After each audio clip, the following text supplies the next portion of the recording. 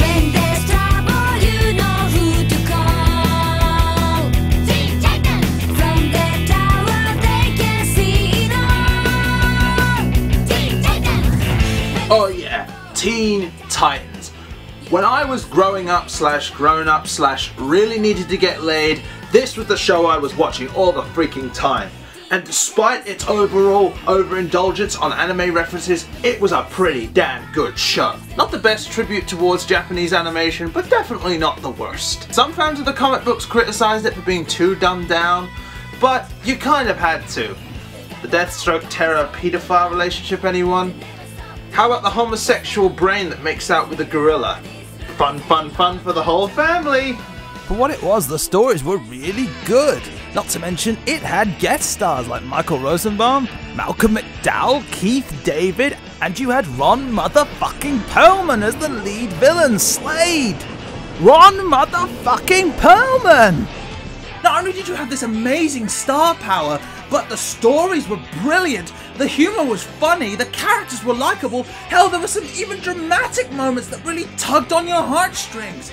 So, with an amazingly huge popular show, what else could they possibly do except fucking cancel it? I am not kidding. When I heard that this show was cancelled, I fucking hit the roof. Not only was it a huge shock to everyone, the series left on such a bitter ending that we felt empty inside. We did get a TV movie a few years later, but that only resolved the Starfire and Robin relationship issue the show had been hinting at. And to be honest, I never really cared much for it. Plus there was no Slade in it, so what's the point? But then, on the horizon, an announcement was made. Teen Titans was coming back for another season. Now those of you that know what's coming up are going to be laughing at me right now because I didn't do any research into this show. I wanted to be surprised on the actual day of the pilot. So, I stayed away. I completely stayed away. So let's throw you into my mind right now. I'm a Teen Titans fan, I love the original show, and I am excited as holy hell about the return of the Teen Titans. It's the air date of the pilot. I'm psyched as holy hell. I turn on the TV and... what the fuck is this? What the hell has happened? What the hell happened to the animation? What, is that Chibi? What the fuck? Where's the dilemmas? Where's the villains? Everything's gone cutesy. I mean, the original could be light humoured, but this is just downright in your face. And oh god, the color scheme hurts my eyes. It kind of reminds me of. Oh god, no, they're not. They can't be ripping off that show. For the love of God, please, not that. It can't possibly be that show. Okay, so the animation's a bit weird, but that doesn't mean that they're intentionally trying to rip off that other popular show that's on at the moment. I mean, so the animation's a bit different. I can dig it, as long as the characters are there and the storyline's epic. I mean, how blatant could it be? Well, let's start with the very first joke of the very first episode, shall we? No, you Sparkleface. We'll be trapped in this candy dungeon forever. Don't give up, Butterbean. Might want to break up the boost, people, because it's all downhill from here. Pretty. What have you done, Cartoon Network? What have you done?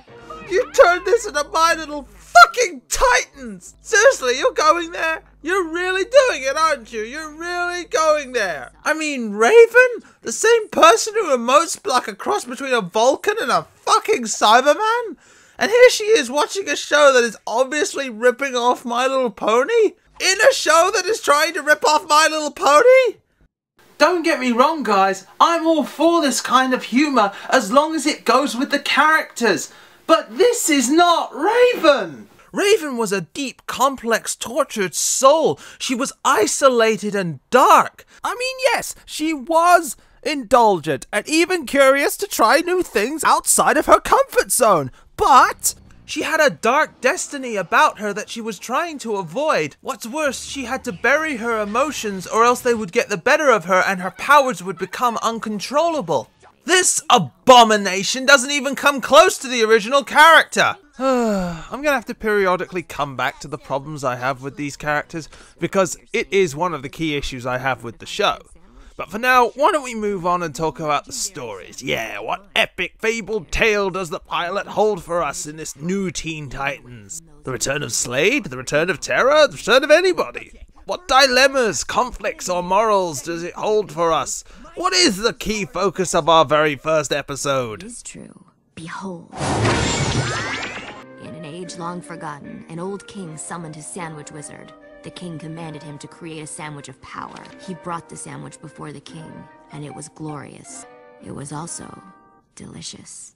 A sandwich. We got to get that sandwich. The entire plot of the first episode is a fucking sandwich. What are we waiting for? Titans, go! Sandwich! I need a fucking rub! Yeah, so this is pretty much the entire show. They just do things. They don't really fight villains. They don't really save the world. They don't really do anything heroic. They just fucking do things. I mean, the original show had some really strong stories. However, this show really focuses on the real issues of a superhero, such as Robin getting his driver's license, part-time jobs, laundry day, trying to skip out of paying for the pizza, Robin wanting to go out on a date with Starfire, even though, fuck it, and loads of others that all have one big humongous thing in common. They're all fucking boring! Like, imagine if they released Iron Man 2 and then released Iron Man 3, Tony Stark decorates his house, and the entire central plot is the fact that Tony runs out of paint and needs to fly to Asia in order to get some more. Except you wouldn't fucking do that because it's a fucking stupid idea, and that's why I fucking hate this show. I fucking hate it. I fucking hate it. I fucking hate it. Comic book superheroes are meant to do two things. Two fucking things, okay? They beat up a bad guy and they save the world. How do you fuck that up?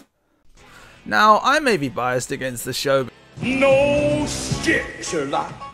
I tried to open up to it. Some of the jokes really do work. The animation isn't the worst. And yes, it is vastly different in terms of style, but it does its own thing.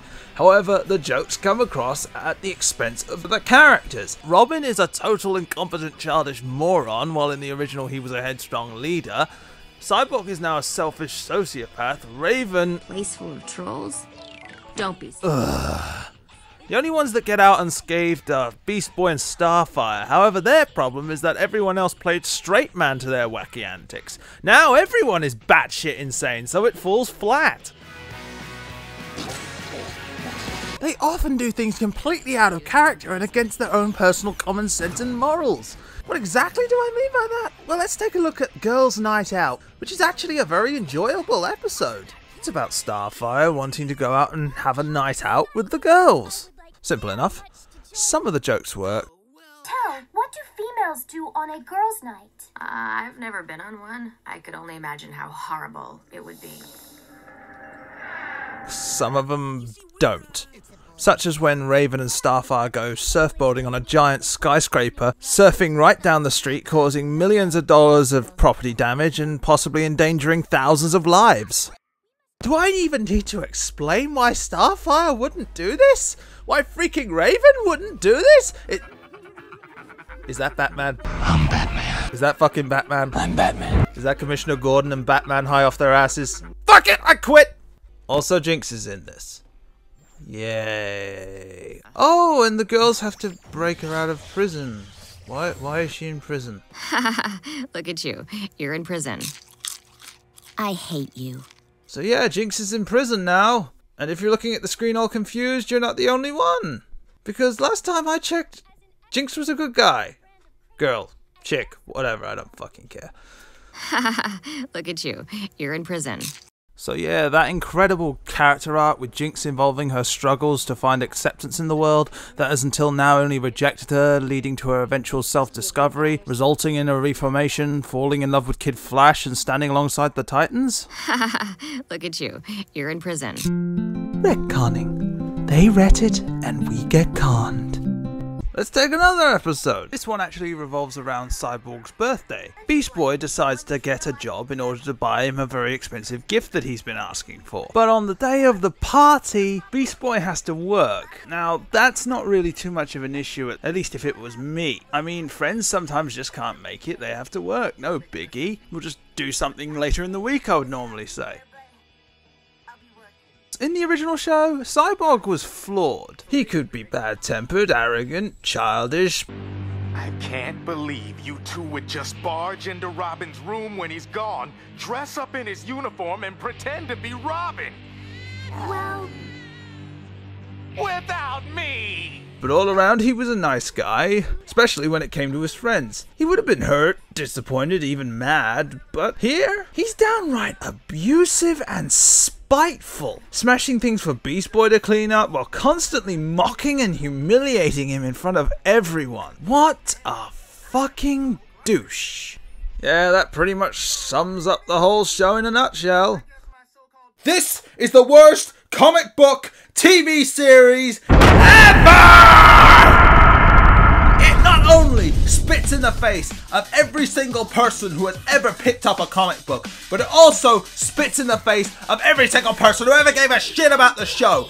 Everyone who wanted to see it come back, everyone who stuck by it, everyone who bought the video games, everyone who bought the comic books, saw the shorts, everyone who actually gave two shits about the characters, you have spat in the face of each and every one of them. And don't you dare tell me that you weren't aiming for that demographic, because you brought back the original voice actors, you kept the original design, and then you slapped your My Little Pony bullshit all over it, and this is what you give us? Some of you may say that, well, they're trying a new show, they have to mix it up. Yes, but that excuse only stretches so far. If they wanted to do something new with the Titans, then they should have brought on a new set of voice actors, remade the designs, and used a new theme. They didn't do that because this is a classic bait and switch, luring an established fanbase into believing what they are seeing is a fresh new take upon the characters that they love. The problem is that their characters are totally backwards. There is nothing familiar here, other than the original voices. And that is just insulting, because the characters were incredibly complex, and outside of freaking Avatar: The Last Airbender, I have never seen such flaws and struggles with amazing depth and personality. Teen Titans Go, by comparison, comes across as something designed by committee. And that is a true tragedy, because among this mess of a show, you know that somewhere someone was listening to us. Somebody genuinely heard our cries for the return of the Titans. They presented their intention, but then some prick in a jacket and tie said, oh, we have to make this popular, we have to make it trendy and modern.